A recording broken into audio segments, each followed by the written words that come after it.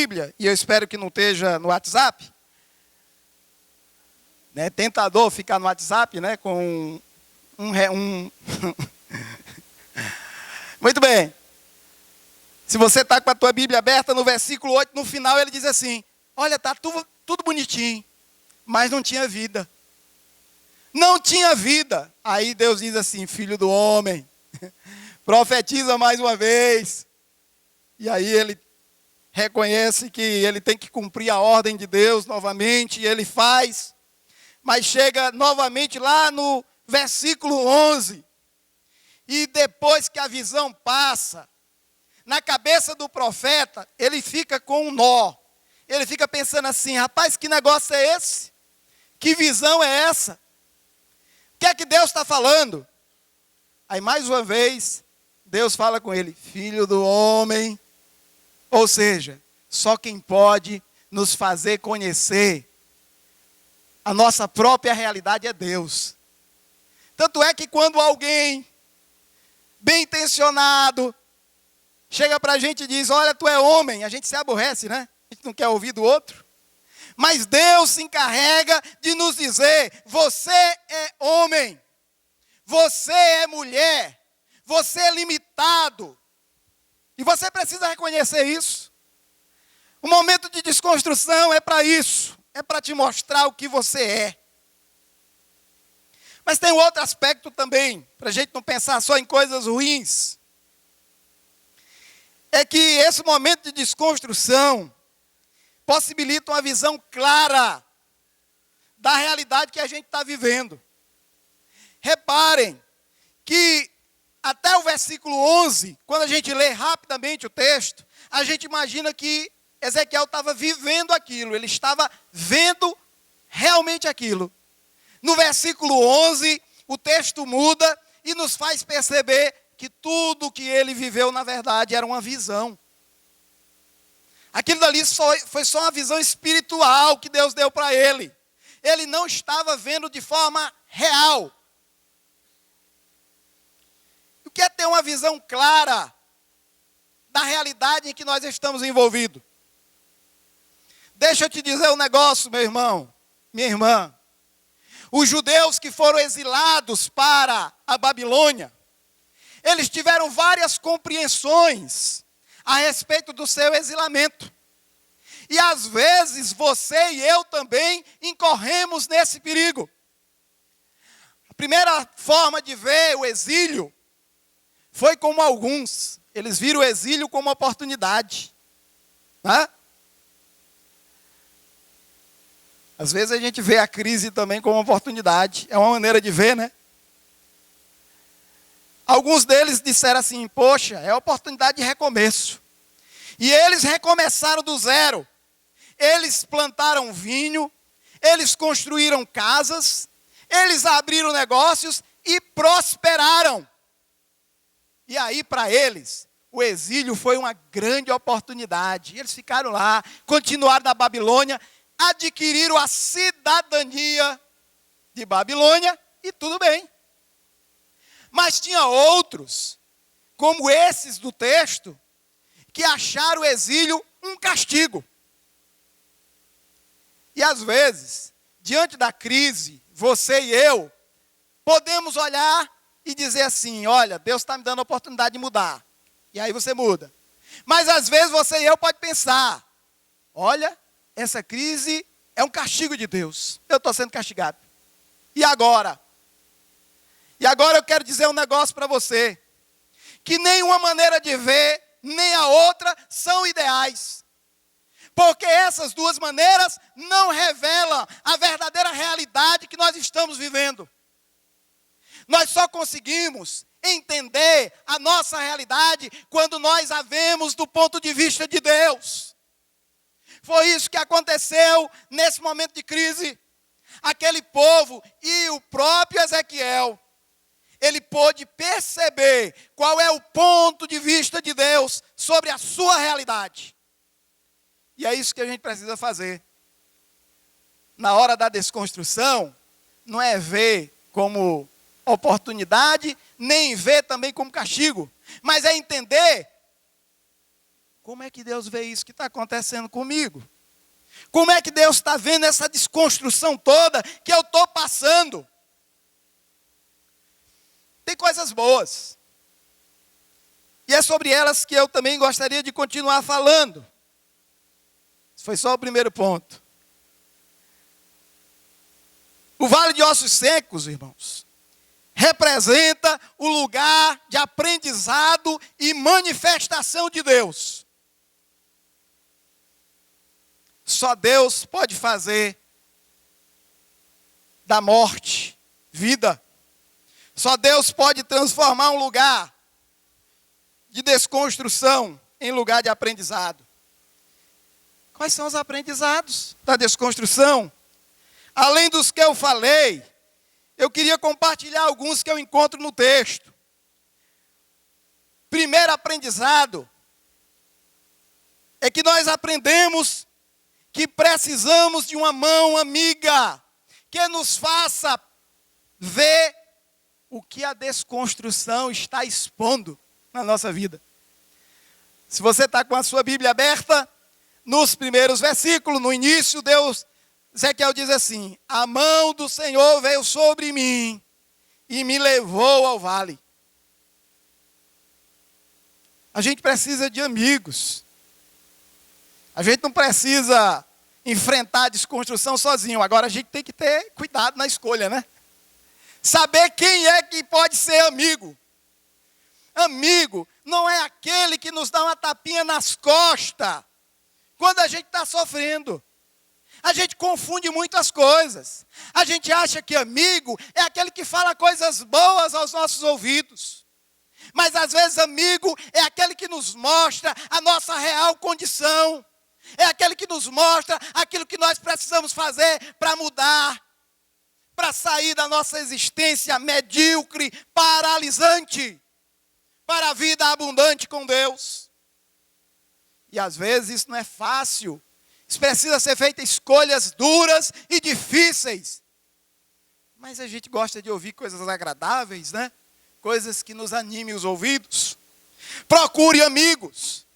Procure uma mão amiga. Agora, melhor do que procurar uma mão amiga, é você ser a mão amiga que ajuda outros que estão enfrentando processos de desconstrução na sua vida. Esse é o primeiro. Perceba a verdadeira dimensão das suas ossadas expostas. Tem gente que tem medo de ver o que Deus mostra. E eu não estou falando aqui de revelação, não. Espiritual. Eu estou falando aqui é de ver o que Deus está mostrando para você, o que você na verdade é. Ele quer mudar o seu conceito que você tem de você. Você se acha a última bolacha do pacote e você descobre que você é só farelo. Isso não é bom de ver, não. Isso não é bom. Mas as mãos amigas nos fazem perceber isso. Precisamos buscar resposta. Esse é o segundo aprendizado. Buscar a resposta às questões levantadas durante o processo de desconstrução. O que mais tem durante o processo de desconstrução são perguntas. Versículo 3. Deus chega para o profeta e diz: filho do homem, está vendo esses ossos? E aí? Pode tornar a ter vida isso? São as perguntas que nos fazem encontrar resposta. Não fuja de perguntas. É óbvio isso, né? Não fuja de perguntas, porque elas lhes conduzem a respostas. Agora, tenha cuidado com as respostas. Escolha as respostas boas. Fuja de respostas pessimistas, fatalistas. Não, uma crise aí, o negócio não tem mais jeito não. Desgringolou, né? Perdeu o rumo, não tem mais saída. Isso é uma resposta pessimista. Por outro lado, tem respostas bobinhas, né? Fuja de respostas bobas. Resposta boba é aquela: no final vai dar tudo certo, né? Não acredite nisso, não. Não é bem assim, a coisa não é desse jeito também, não. Tem um processo a se passar. Lembre-se que nós vivemos sob a lógica da revelação. Nós valorizamos a emoção. É bom sentir emoção, né? Nós valorizamos a emoção. Nós valorizamos a razão. É bom refletir, é bom questionar. Mas se lembre que nós não somos pautados nem pela emoção, nem pela razão. Nós pautamos a nossa vida na revelação de Deus, na palavra dele. E é sobre esse fundamento que nós devemos encontrar as respostas para as nossas desconstruções. Mas tem uma outra coisa que a gente aprende, porque esse lugar é de aprendizado e de manifestação de Deus, é que nós precisamos aprender a celebrar a forma que Deus age durante esse processo. Nós vivemos no século 21, é o século do imediatismo. Eu já falei sobre isso aqui, né? O nosso carro hoje, o mais moderno é automático, né? A gente não precisa mais nem passar marcha. Isso é coisa rápida, a gente não quer perder tempo. Aí a gente está acostumado com o controle remoto, a gente não quer levantar para trocar o canal. E por aí vai. E aí a gente quer também que essas coisas aconteçam rápido. Deus age da maneira dele. Deus faz as coisas do jeito dele. Ele é soberano. Ele faz na hora que ele quer, do jeito que ele quer, da maneira que ele escolhe. Não é você, nem eu, que dizemos para Deus o que ele deve fazer e quando ele deve fazer. Deus agiu aqui por etapas. Deus agiu por etapa. E às vezes Deus age por etapa. Lá no Novo Testamento tem algumas experiências. Que Deus, quando vai curar um determinado cego, Deus pega o cuspe. Não faça isso, né? Me lembrei dos caras que vão fazer coisas perigosas na telinha. E aí eles dizem assim, não repita isso em casa. Isso que eu vou dizer, não repita. Não estou autorizando ninguém a repetir. Eu estou só dizendo o que Deus fez. Ele pode. Ele pegou o cuspe e jogou, né, no barro, fez lama e passou nos olhos do cara. E aí perguntou, e aí, você está vendo alguma coisa? Aí o cara disse assim, não, estou vendo ainda as coisas muito embaralhadas. Aí ele tornou a repetir de novo o processo. E agora? Agora estou vendo beleza, agora fui curado completamente. Por que Deus fez isso? Quando em outras ocasiões, ele chegou para o morto, para aquela menina que estava morta e disse, menina, levanta-te daí. E foi imediato, não teve, aqui acontece uma coisa por etapas. Veja como Deus age. Primeiro, é uma mudança que ocorre de dentro para fora. Primeiro são os ossos que estão estendidos, depois vem tendões, né? Vem carne, etc. e tal, até chegar a ser um homem, uma mulher, vivo novamente. Mas a coisa não para por aí, tem outra etapa. E aí o que é que acontece? Primeiro os corpos são restaurados. Aí o profeta tem que profetizar de novo, para que o Espírito venha sobre os corpos. 2 etapas para que a coisa aconteça. E aí eu aprendo que a gente precisa celebrar as pequenas vitórias. Às vezes a gente está pedindo a Deus, Senhor, tem misericórdia de mim, eu já não aguento mais esse processo na minha vida, né? Essa desconstrução, me ajuda. E começa a acontecer pequenas coisas, né? Pequenos sinais. E a gente às vezes não celebra as coisas pequenas. Precisamos aprender as coisas pequenas que Deus faz todo dia na vida da gente. Isso são prenúncios do grande milagre que Ele vai fazer na nossa vida. Por isso a gente precisa celebrar. Ô pastor, o senhor já esgotou o seu tempo. Mas eu ainda vou falar no terceiro ponto. Aí, os irmãos me perdoem. Vale de Ossos Secos representa o processo de reconstrução de perspectivas. Não sei se você lembra mais dos dois primeiros, hein?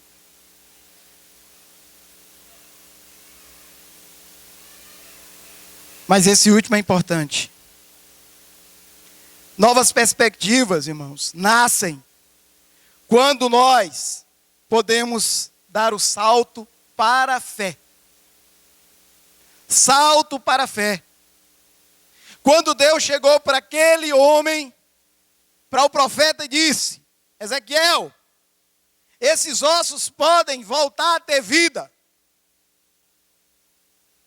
Ezequiel, no primeiro momento, titubeou, sentiu-se incapaz, mas ele disse: a resposta que você e eu, você que crê, pode dar: Senhor soberano, só tu sabes.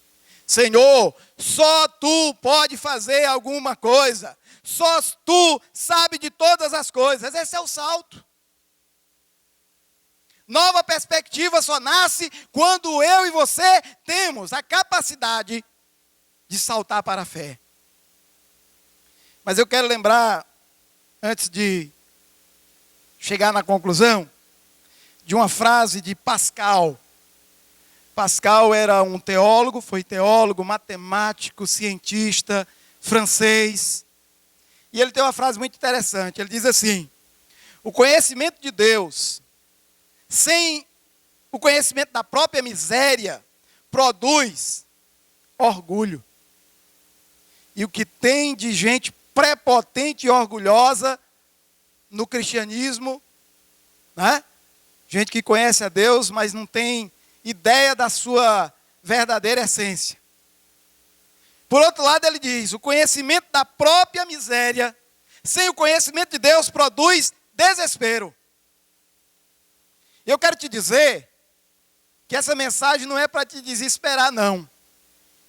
Essa mensagem é para você entender que a solução para a sua desconstrução está em uma pessoa.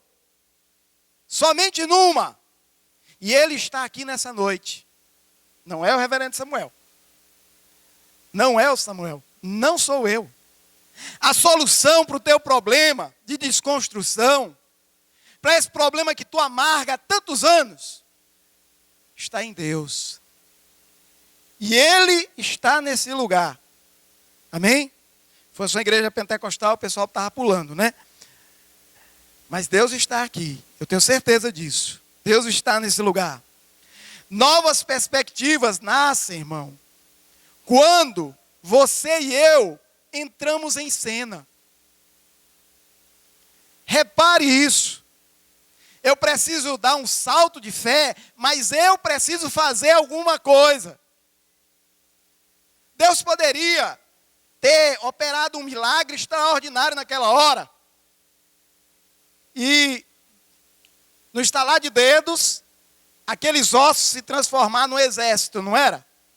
Podia ou não podia? Deus é Deus, Ele faz o que Ele quer. Mas não é assim que acontece. Ele diz: Ezequiel, profetiza. Mas por que Ezequiel tem que profetizar? Não entendo isso. Deus tem uma maneira de agir que às vezes nos pega de surpresa. Deus às vezes resolve escolher pessoas humanas igual a nós para serem bênção na nossa vida. Amém, irmão? Pessoas para nos abençoar. Pessoas tão fracas quanto nós, que não tem nada de especial. Mas Deus usa essas pessoas, como usou Ezequiel. Ele escolheu isso. Ezequiel precisava entrar novamente em cena. Eu e você precisamos entrar em cena. Deus é soberano. Deus é soberano. Mas isso não impede da gente orar. Né? Não impede da gente conhecer a palavra com profundidade. E declarar a palavra sobre os nossos ossos secos. Sobre as nossas desconstruções. Mas eu vou finalizar, que eu sei que os irmãos estão cansados, né? Uma hora de pregação é dura. Novas perspectivas nascem a partir da palavra de Deus e do Espírito Santo. Reparem que estava tudo bonitinho. Soldados todos deitados. Um exército lindo, deitado sem vida. Precisou que o Espírito viesse sobre aqueles corpos, para que eles fossem reanimados. Eu quero te dizer nessa noite que é a partir da palavra de Deus e do Espírito Santo que nós podemos reconstruir novas perspectivas. Eu quero te desafiar nessa noite. Versículo 10 diz: o Espírito entrou neles, eles receberam vida e se puseram de pé. Era um exército enorme. Eu quero te desafiar a ficar de pé, fica de pé. Faça dessa música que nós vamos cantar, faça dessa música a tua oração. Peça para que o Espírito sopre sobre a sua vida, sobre os seus ossos.